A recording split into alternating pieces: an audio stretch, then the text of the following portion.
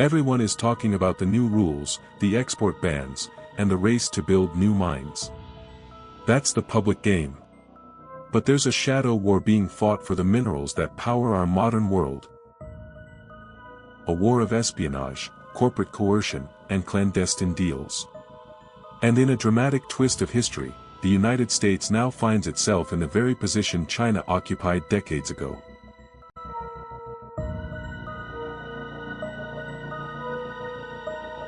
This isn't China's first time at this rodeo. For decades, they were the ones on the outside looking in, desperate for critical technology. Their strategy was masterful and multi-pronged. Western companies were lured by China's massive market, but with a catch: to access our consumers, you must form a joint venture with a local company and transfer your technology. This wasn't a request, it was a requirement. They forced the transfer of everything from high-speed rail tech to advanced manufacturing processes.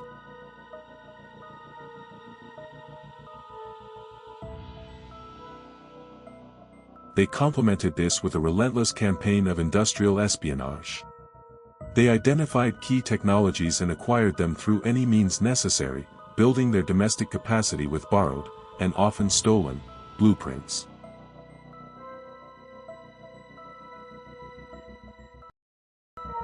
China didn't just catch up. In many fields, it became the world's workshop and a technological leader. They used a combination of state power and clandestine tactics to beat the West's rules.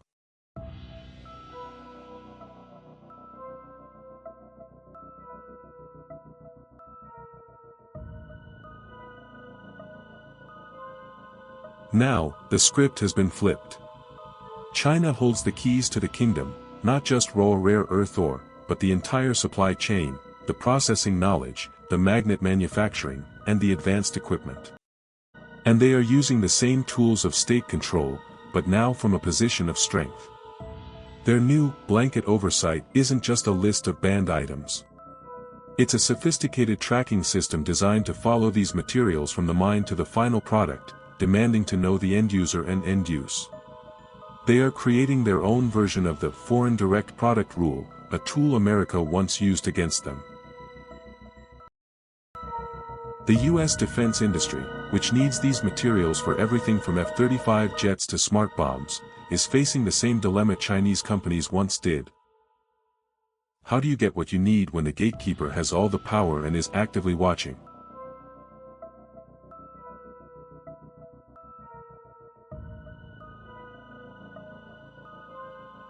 So, what are the options?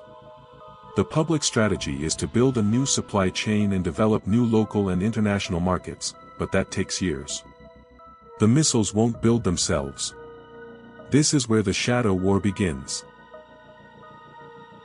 The US won't try to meet the entire industry's needs covertly. Instead, its intelligence apparatus will focus on specific, critical needs. This may involve identifying non-US companies that China still trusts and using the classic carrot and stick, offering immense financial or political rewards or applying pressure, to secure clandestine deals. These companies might overorder, lose shipments, or creatively account for their inventory, exploiting the inherent complexities of global supply chains. Exploiting the inevitable holes: no blanket cover, no matter how sophisticated, is perfectly airtight. The US, with the most advanced intelligence services in the world, will be probing for weaknesses, finding the corrupt officials, the struggling companies to either coerce or buy and convert to front companies, or look out for the logistical gaps in China's oversight system. It's a high-stakes game of cat and mouse, just as it was in the past, but with the roles reversed. Making it worth their while. If a company is caught and sanctioned by China, the US has the capacity to make them whole. This could be through clandestine payments, lucrative classified contracts, or political protection.